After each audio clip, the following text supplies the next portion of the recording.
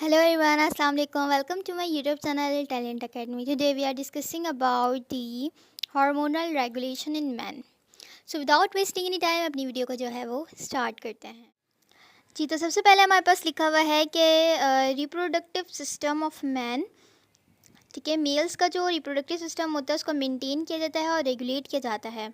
उनके फंक्शंस को किसके थ्रू? सर्टेन हार्मोन्स होते हैं, ठीक है, हार्मोन्स के थ्रू जो है ये रिप्रोडक्टिव सिस्टम जो है वो कंट्रोल या मेंटेन या रेगुलेट किया जाता है, ठीक है।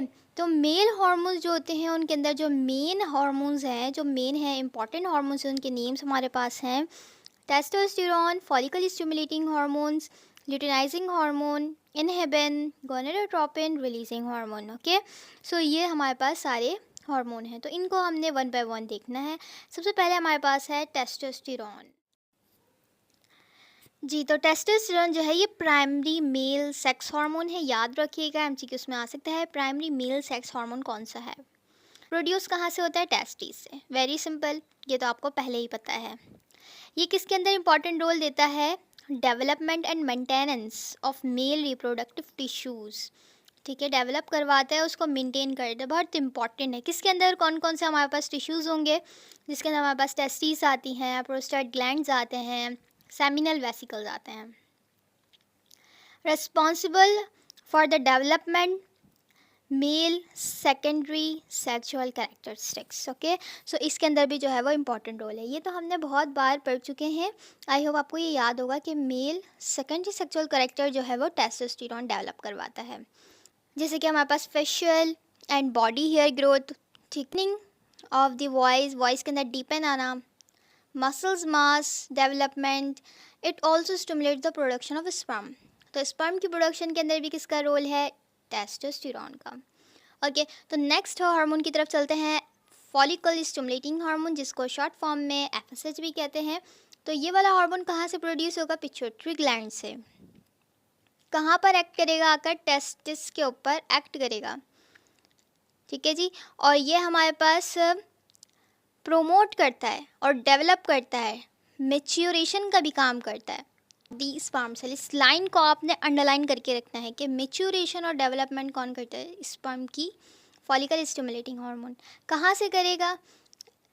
Seminiferous tubules of the testis. तो टेस्टिस की जो सेमिनिफेरस ट्यूब्यूल्स हैं वहाँ पर स्पर्म की मेच्योरेशन कौन करेगा? Follicle stimulating hormone. ओके, सो स्पर्म की कंप्लीटली मेच्योरेशन कहाँ होती है? एपिडर्मिस में होती है।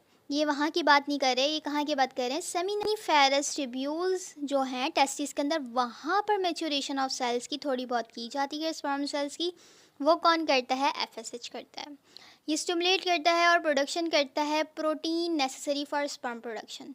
स्पर्म की प्रोडक्शन के अंदर जो प्रोटीन नेसेसरी होती हैं उसकी प्रोडक्शन करवाता है, ठीक है। नेक्स्ट हमारे पास है इनहिबिन। नेम से ही लग रहा है ये क्या करेगा? इनहिबिट करेगा। किस चीज़ को करेगा? किसी भी हार्मोन को करेगा।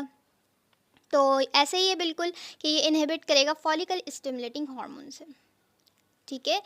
लेकिन ये हमारे पास पेप्टाइड हार्मोन है और दूसरा कहाँ से रिलीज़ होता है? सर्टोली सेल से। अभी सर्टोली सेल्स कहाँ है? मैंने प्रीवियस वीडियोस में बताया है, सर्टोली सेल्स हमारे पास टेस्टिस में मौजूद होते हैं, ठीक है। तो वहाँ से जो है ये इसको इनहिबिट करेगा।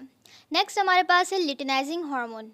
तो एलएच जो है वो प्रोड्यूस होता है पिट्यूटरी ग्लैंड से और स्टिमुलेट करता है लैडिक सेल्स को। एलएच स्टिमुलेट करेगा लैडिक सेल्स को और लैडिक सेल्स प्रोड्यूस करेंगे टेस्टोस्टेरोन, ठीक है। और ये लैडिक सेल्स कहाँ पर प्रेजेंट होते हैं? टेस्टिस के अंदर।